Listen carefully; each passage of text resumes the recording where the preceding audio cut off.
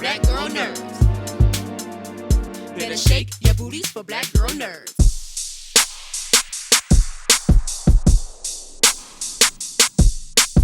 Excellent. My name is Stacy Vaughn. I am with Black Girl Nerds, and I am so excited to be talking with you guys about this show. I actually saw you, Kelly, at the premiere for Outfest with Maybelle there and everything. It was very fun.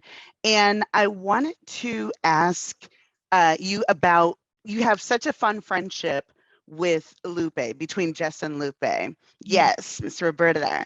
Tell me about what kind of kinship you two saw in each other. Was it like a game recognizes game kind of thing?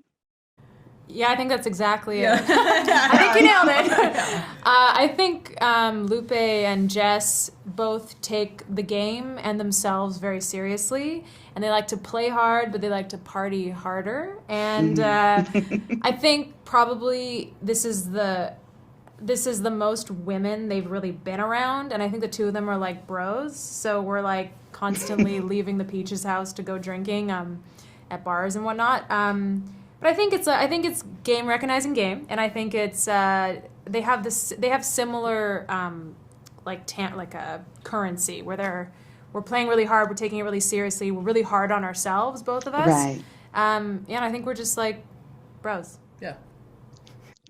Now, when you add Esti into the equation, you kind of get this thing, because Esti is like, I want to be so close with Lupe because she's the only one who understands me and can actually communicate. And Lupe is like, no, thank you, but also kind of feels an obligation for reasons that we, learn later.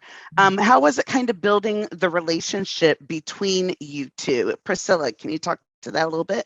Yeah, I mean, if you see first like the story, you would think like this two would be, very close, and I would be her, her best mate. But no, it didn't happen like that. So suddenly I found this marvelous girl in the league that treated me like with respect and with love, something that I was really searching for and I was not finding in Lupe. So I think we really do a very beautiful ensemble, like this trio. I think it's very We're a good trio. We're a good trio. And it's so fun. Yeah. Go ahead. No, It's such a fun dynamic between you three. And Roberta, I especially love, Lupe is so stubborn. And she is like a mule, especially when it comes to, I'm trying not to give any spoilers, different obstacles that she kind of comes to that kind of challenge her sense of her talent and of herself. Tell us a little bit about the journey that Lupe will kind of go through. I mean, I think for Lupe, a lot of the stuff that she's going through are things that are very familiar to anybody that is an actor or any sort of professional in the entertainment business that isn't just white and straight. I think it's like a constant battle to prove yourself outside of your identity, and for Lupe, it's like she's being slated as the Spanish striker, and the emphasis is on her fiery Latin, persona. And for Lupe, she's like, I am a ball player, and I think that's kind of what she has with the unspoken language that she has with Jess. And I think with Esti, she admires this like young talent, but she has to overcome this thing that she doesn't want to be defined by, which is the thing that they have in common. And so I think Lupe just has a lot of stuff that she feels she needs to prove, and a lot of battles that she needs to fight when she's just really trying to play some baseball and win and have a good time, And not only Lupe, all of us. Oh yeah, everyone. Women, as playing baseball, we are constantly having to prove that we know how to play baseball as good as men, and we can do it as well as them. And constantly proving. Proving. Well, I absolutely loved it. I especially love when they said the Spanish striker, and she's like, I'm from Mexico. Like it's more palatable, and it's like, 1920s, gotta love it, or 40s. Well, it still happens. I'm a New Yorker, man. In New York, people say, oh, you're Spanish, and it's like, I mean, I happen to have that in my bloodline, but like, no, I love it. Well, thank you so much for talking to me about this fantastic series. I can't wait for more people to watch it, and I wish you guys the best. Thank you, Thank Stacey. you. Thank you. And I am so excited to be talking with you two about this show. It was so fun. Like I said, I ran through it. I got to the end. They got me. I was crying like a baby, just so full of feelings. So, Abbi, I wanted to talk with you first because I know this was basically a lot of your idea in terms of creating it, and you were executive producer and all of that good stuff. What made you want to bring this story back to screen? Yeah, so Will Graham, who I co-created it with, actually brought the idea to me and asked me if I wanted to develop and make the show with him, and I was like, yes, please. And Yeah. it was so exciting. It's one of my favorite films as a kid. But from our initial, we were having dinner when he asked me, and we started getting into it. And our initial conversation was like, the film doesn't need to be remade, and so. From the beginning, it was all about, okay, well, this is like an iconic gay movie, but like it's not really that queer. It's just like this like feeling and vibe, like. And the more research we did, the more our version, our reimagining is really about telling the stories of a generation of women who played baseball in the 1940s, and really uncovering and shedding light on the stories that the film did not focus on. And so that incorporates a lot of new characters, a lot of new storylines, and really shows like the film is focusing on the All-American Girls Professional Baseball League and what happens when that door of opportunity opens for mostly white women and white passing women, and what happens when that door closes for all other women. And it was really important to show the flaws of that league, that they did not allow Black women to try out. And it was just the more research we did, the more exciting it was to figure out a way to like just open it up and showcase these athletes at the time and how they can be like linked and in their own worlds. And so I'm rambling, but there's a lot of stories, so yeah.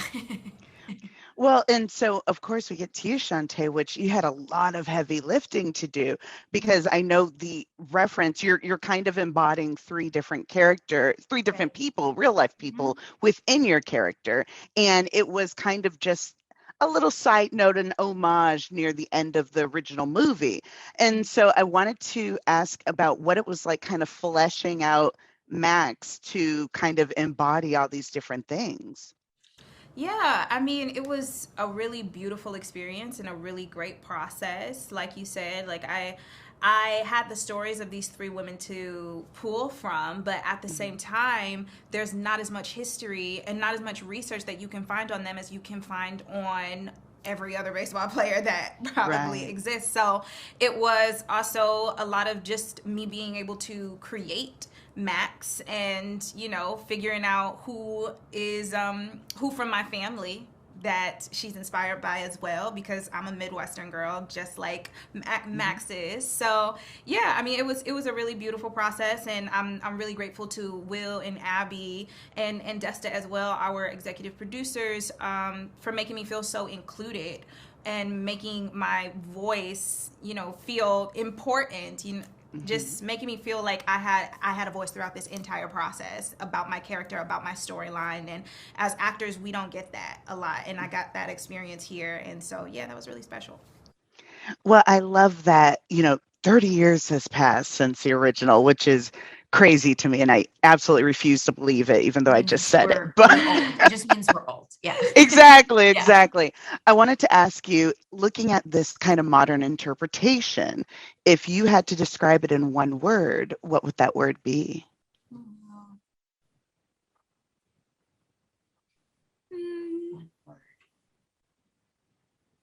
I mean, I would go with expanded. Ooh, okay. That's what we're doing. I like it. We're expanding the world of this iconic film and introducing new people, new characters. So expansion, something like that. I like that. Abbi? Oh man, I'm gonna go with like a similar word off of your word, like boundless. Oh, Ooh, I like that. Yeah. So open for more Just keep seasons and going. more Yeah. stories, definitely. Amazon. Right? Well, thank you so much for talking with me about this fantastic series. I can't wait for more people to see it, and I wish you both the best. Thanks, Thank Stacey. you. Thank you. I am so excited to talk to you about this series. It is so fun. And I love not only the dynamic between Joe and Greta, but that friendship and how it was kind of like solidified from the beginning. Later on, we kind of find out about the origins, but I wanted to ask you both, kind of starting with you, Darcy, is what's kind of your headcanon for what really made them friends? I think they almost have the like sister friendship, it's like family. The idea that they had both been with each other as, kids when some like real shit went down in each other's lives, like I had her back when some shit went down. Are we allowed to say shit? Yeah. On in your life, and you had my back when it went down in my life, and it sort of just like bonded us in a way where we knew we would have each other's backs for the rest of time. It was really like, I have to say, like, it was very easy to do that with Melanie. She, not only is she like one of the best actors I've ever worked with, but we had like a very instant bond from the moment we auditioned together. It was really sort of like an undeniable chemistry, and it just was easy.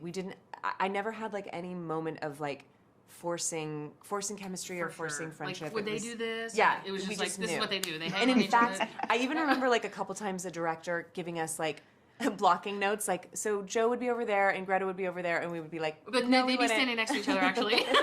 Exactly. On top of each other. Yeah, Love it. exactly.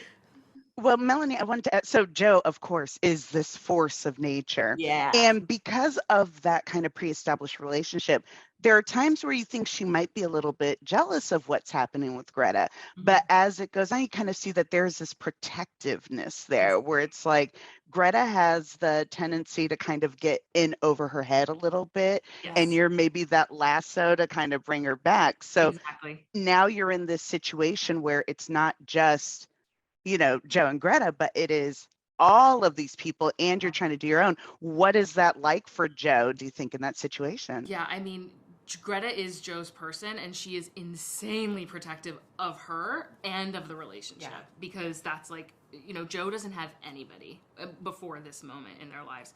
But what's really cool, and I'm glad you picked up on it, is like now Joe's in an environment where she's not only exposed to all these people she never knew before, but she's really, really good, and she's like getting kind of recognized for being Joe, not being like the Greta, one half of yeah. Greta and Joe. And I think that's like really confidence instilling for her. But like all things, it's complicated because the further she steps into herself, the further she feels away from this person who is the most important person to her. So it was really fun to sort of play with that dynamic and find the moments in the series where she's like, I'm going off and doing this, and other moments where she's like, play with me, come back, When she was dancing by herself, I was Oh like, my yes, God, peak love. Joe. Absolutely Joe, loved yeah. it. I really love I love Joe and Greta's friendship. I love Greta and Carson's friendship. I love Max and Clancy's friendship, like getting to see these specific, interesting, loves. Tight Yeah. loves, I just think that they nailed it. Yeah. I love watching all the relationships on the screen. Well, as you go through the series, you can tell when it goes from being a team to being a family. And it really, really resonates on screen. Just as a wrap up, if you had to describe your character we're just going to do one word today. I know, all encompassing. We're going to give you something to chew on. What would it be? Starting with you, Darcy. Holy I know. moly. Okay. It can't be one word. Swagger. Ooh. Because I was gonna say I confidence, like but it's that. swagger. It's a little like she's Put putting on. it on. Yeah. It's a cheeky kind of Yeah, confidence. I yeah. like swagger. Very good. I'm gonna go with heart. Oh, Joe, I love. Put your Joe. heart in She's- everything. And I so love it. pure. She's Yeah. just so pure. Yeah, and she is the heart of the show. I love For sure. There you go. Well, I absolutely love this show. I can't wait for more people to see it. We're going to kiss the DeLuca arm for good luck. Yes. Yes. Thank you so much. And take care, you guys. I wish you the best. Thank you so much. Thank you. Hello. I actually spoke with you, Molly, at the premiere at the Outfest premiere. And so, yes, so good to see you. I love this show. And one thing I love about it, especially about your character, Molly Maybelle, is that she has the propensity to kind of be like just a background character to someone you kind of skip over, but there's such a presence there. And especially by the end, she was like my favorite. I was like, I love you. So tell me what it was like kind of fleshing out that character. Was there anything that you found that you added to it to kind of make her pop a little bit?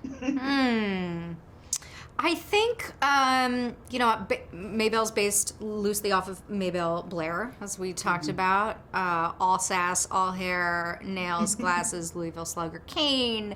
I tried to have a little bit of that spirit. I did tell Maybelle, look, like, my ball playing skills, not so great.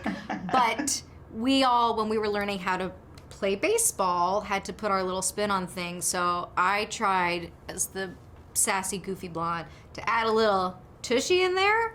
Maybelle said that was not legit, but I think it's fine. You know, a little artistic license. Yeah. So I tried to have a little bit of wiggle, and also, as I said to you, I was like wildly pregnant. So all the girls up here, right? They're out. They got to be out, and there's that was only can be shot from about here up. So Maybelle's about them curves, you know? We love it. We love it. And Saidah, let's talk about Toni. It's so interesting because you can tell there's a big part of her that's like, I had to kind of go through these things with ducking the system and making all these ways so that you, Max, don't have to, but also kind of realizing that Max does need to find her own way. How do you kind of deal with that conflict? Well, I think, thank you for recognizing that. And I think that that's kind of what parents do. But I think that's something that, parents of color especially have to really navigate. It's a challenge. I'm an aunt. I'm not a mom, but I'm a fabulous aunt.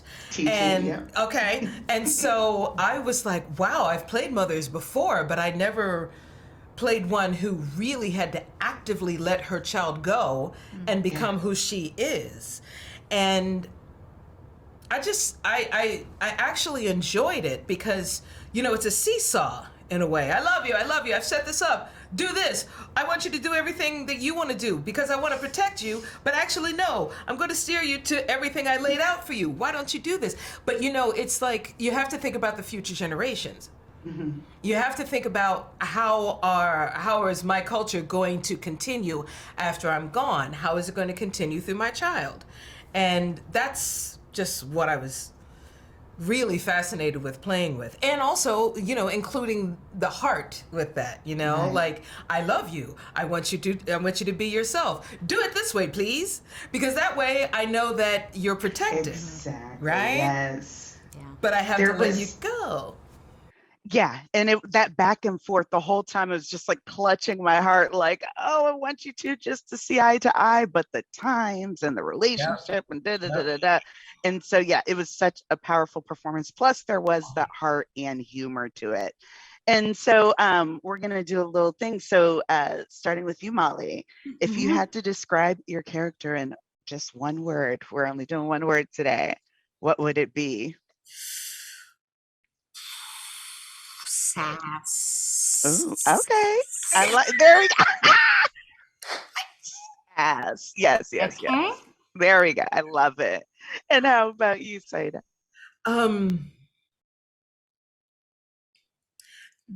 Determined. I like that. Yeah. And definitely on par. With it. Do it. You do a little bit. I'm about to say, you do a little bit like, look, that's my husband too. Guys over there. Determined. That is a hot relation. Okay. So cute. There's a lot of hot and heavy stuff over here. Oh, yeah. But Yes. I get to play with Alex. his mom and Come dad on. got it going on. Yes, it's not There we go. her, but Alex is there, okay? Yes. All Well, right. thank you so, so much for talking with me about this amazing series. I can't wait for more people to watch it, and I wish you guys the best. Thank you so much. It was Thank fun. you. Have a good one. Bye. You too. As you see, I wanted to be part of the team today. So Yeah, welcome to the team. Right, thank you. I can't do much, but I can definitely cheer from the stands. So I really, really enjoy this show. It's so much fun. I wanted to talk with you first, Will, about basically, I know that you kind of had a love for the film and, worked with Abbi to kind of create the series. But what is it about these group of women that just kind of speak to you? Well, I loved the movie growing up. I was obsessed with it. But also, in the process of making the show, I mean, we got to know Maybelle Blair.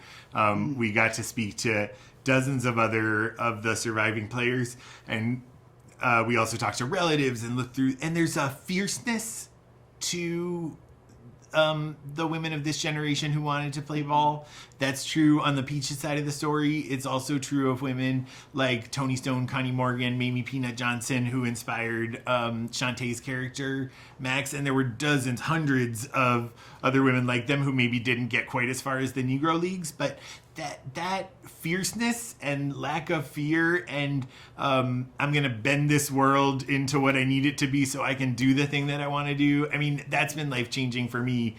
We hope it'll mean something to people who watch the show too. What I absolutely loved about it is that when you get these kind of period pieces, people kind of tend to think, oh, people of color didn't exist back then.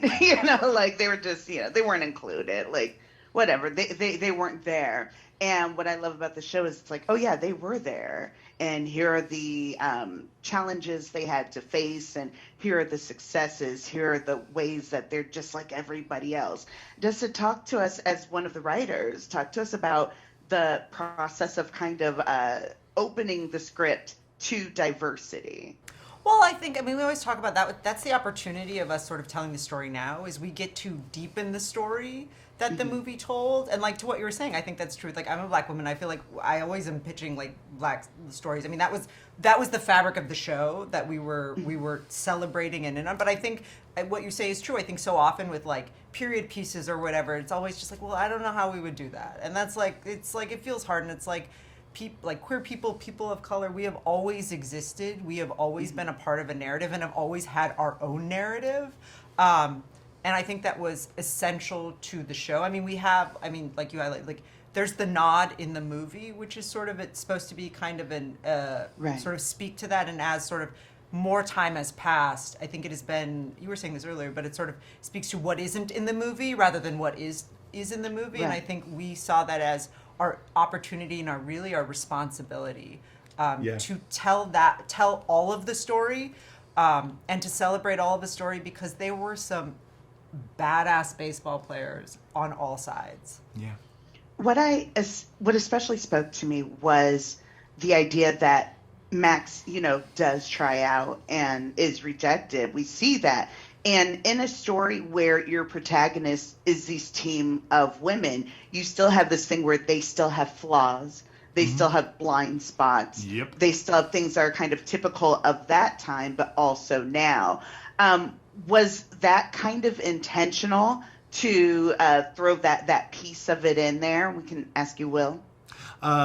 You mean the piece of highlighting the character's flaws, or Right. Well, look, I mean, on the one hand, speaking to Max and her tryout, that's roughly based on what happened to Mamie Peanut Johnson, who did try out for the AAGPBL and or wasn't allowed to. She showed up with a friend, and we didn't want to hide that. That's part of the reality of this time. We also didn't want to make her story about that.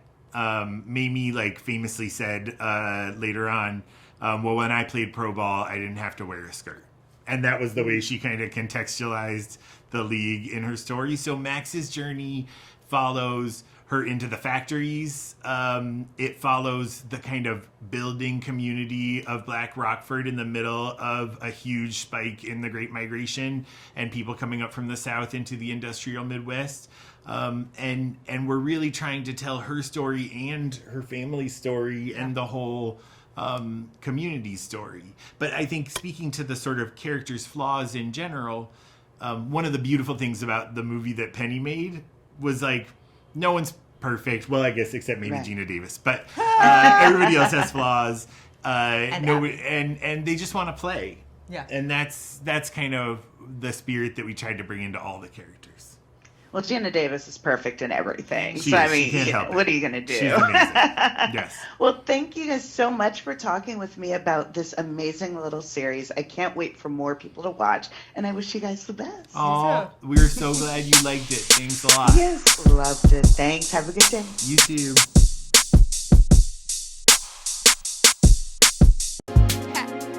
Better shake your booties for black girl nerds. Better shake your booties for black girl nerds.